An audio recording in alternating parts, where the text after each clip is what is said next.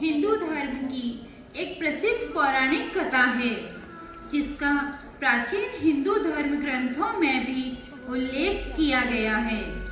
यह देवताओं और असुरों के मध्य संघर्ष की कहानी एवं मंथन से निकले 14 रत्नों की कहानी है।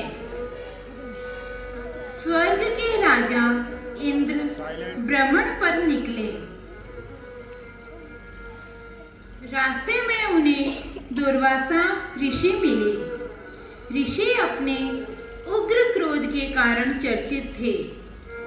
इंद्रदेव ने दुर्वासा ऋषि को सादर प्रणाम किया। महाराज इंद्र, प्रणाम मुनिवर। दुर्वासा ऋषि, तथास्तु।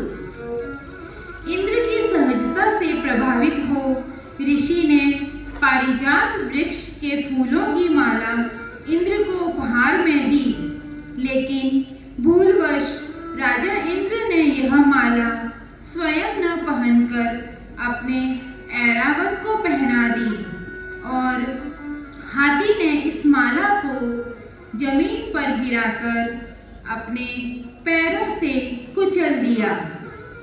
दुर्वासा ऋषि यह देखकर बहुत ही क्रोधित होते हैं और क्रोध में वह इंद्र को सभी देवताओं के शक्तिहीन एवं लक्ष्मीहीन होने का शाप देते हैं। दानवों के राजा बलि को जब इस शाप का पता चलता है तो वह देवलोक पर आक्रमण कर देते हैं। देवताओं और दानवों के बीच भयंकर युद्ध प्रारंभ हो जाता है।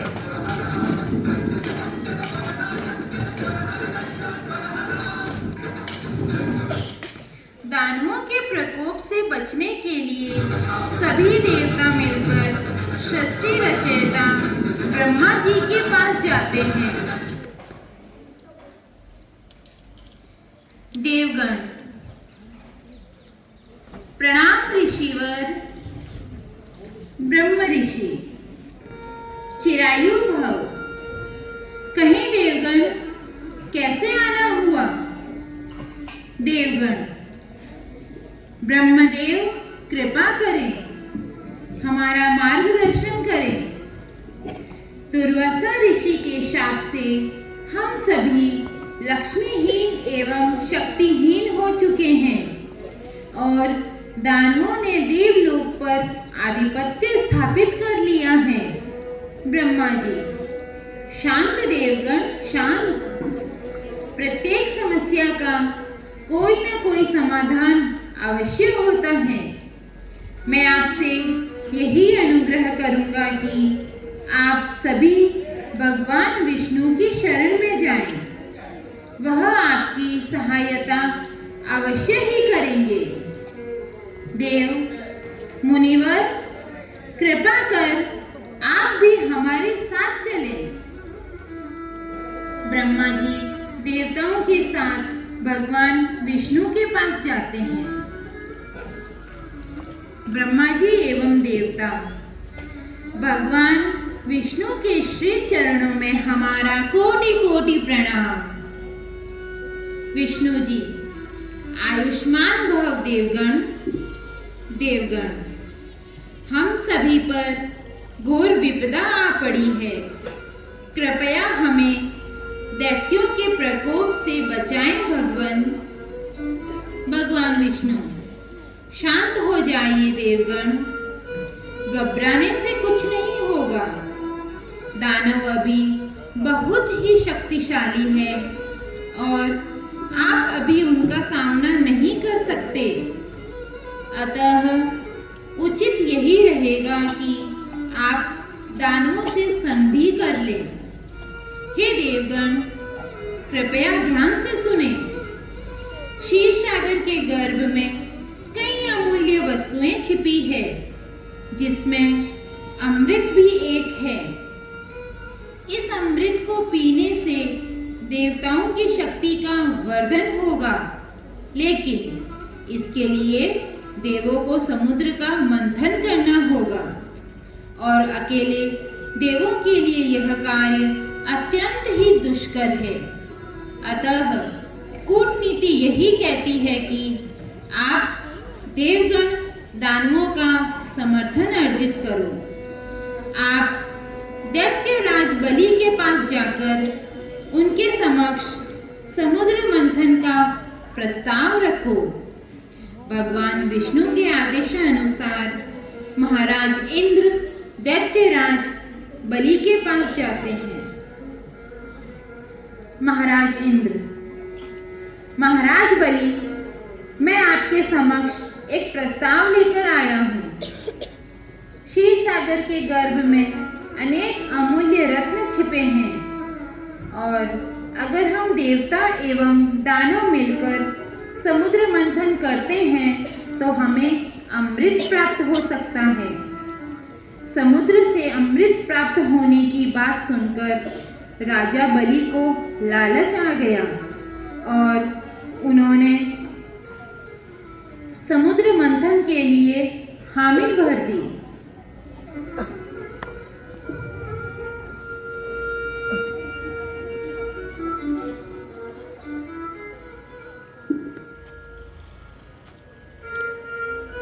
किया गया और वासुकी नाग को रस्सी बनाया गया। मथनी को स्थिर रखने के लिए भगवान विष्णु ने कछुए का रूप धरकर पर्वत को अपनी पीठ पर स्थापित किया। दानवों की मांग पर वासुकी नाग को मुंह की ओर से पकड़ने का मौका दानवों को मिला और पूंछ देवताओं को पकड़ाई गई। दोनों ही पक्ष अथाह जोश के साथ समुद्र मंथन कर रहे थे।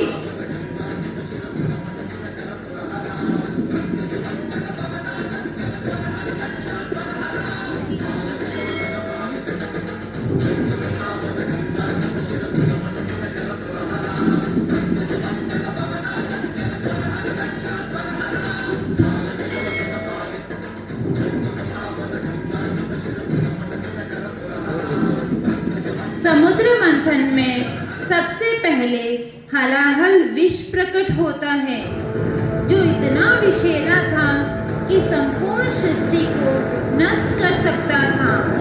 एक दैत्य, अरे यह तो विष है, भागो भागो, नहीं तो हम सब मारे जाएंगे। देव, हम सभी को भगवान भोलेनाथ की शरण में जाना चाहिए। इस समस्या का हल केवल वही बता सकते हैं। ब्रह्मा जी एवं देवता। ब्रह्मा जी,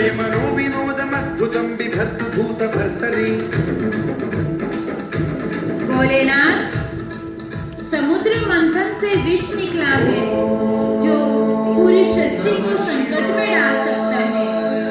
भगवान शिव, चिंतित न हो देवगण, मैं स्वयं इस विष का पान करूंगा और इसे अपने कंठ में ही रोक लूंगा। देवताओं की प्रार्थना पर भगवान शिव ने उस विष को अपनी हथेली पर रखकर पी लिया। इसके प्रभाव से उनका पूरा कंठ नीला हो गया और वह नीलकंठ कहलाए।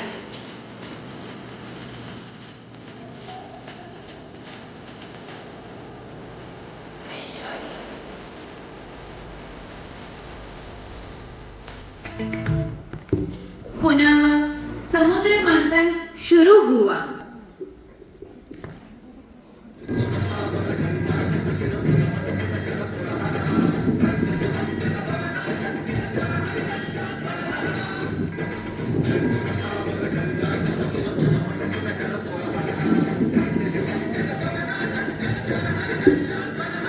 अब समुद्र से कामधेनु, एक दिव्य गाय निकली, जिसे ऋषियों ने रख लिया।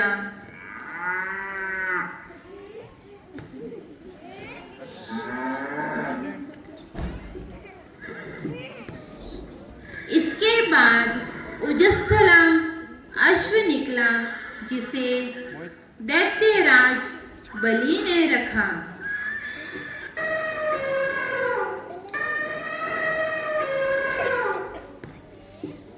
ऐरावत हाथी जिसे राजा इंद्र ने रखा। इंद्र ऐरावत हाथी की सवारी करते थे। कौत्सुक मणि जिसे भगवान विष्णु ने धारण किया। अब मंथन से लक्ष्मी जी प्रकट होते हैं, जिन्होंने स्वयं ही भगवान विष्णु को वर लिया। लक्ष्मी जी जिसकी हम दीपावली पर पूजा की जाती है।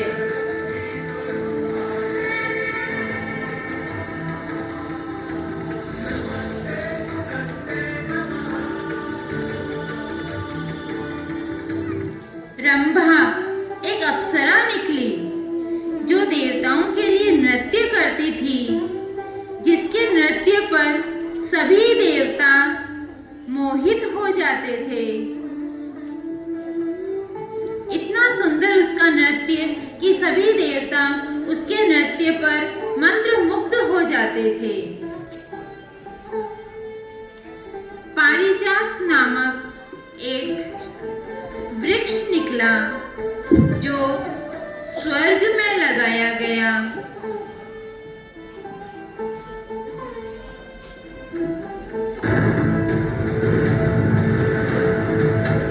एक दिव्य शंख निकला जिसे भगवान विष्णु को दिया गया, जिसका नाम पांचजन्य शंख था। विश्वासु वीणा नारद मुनि को दी गई।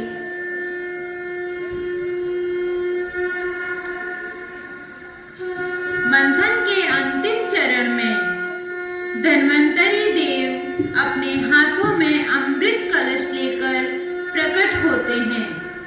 यह देखकर दैत्य उनके हाथों से कलश को छीन लेते हैं और आपस में ही अमृत के लिए झगड़ने लगते हैं। एक दैत्य, यह अमृत पहले मैं पीऊंगा। दूसरा दैत्य, कदापि नहीं, यह पहले मैं पीऊंगा। ब्रह्मा जी और देवता पुनः विष्णु जी के पास जाते हैं।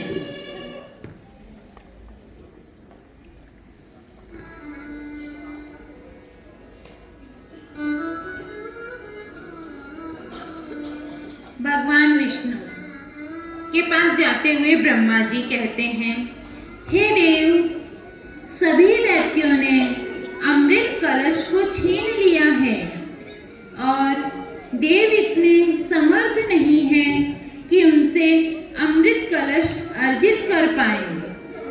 अब आप ही कुछ उपाय बताएं।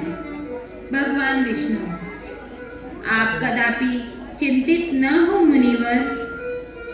मैं देवताओं की सहायता के लिए मोहिनी रूप धारण करूंगा और दैत्यों को भ्रमित कर दूंगा। देखते ही देखते भगवान विष्णु ने मोहिनी नामक अत्यंत ही सुंदर रूपवती कन्या का रूप धारण कर लिया। अपने मोहिनी रूप से भगवान विष्णु ने देवताओं को अमृत पिलाकर शक्तिवान और शक्तिशाली बनाया और मृत देवताओं को पुनः जीवित भी किया।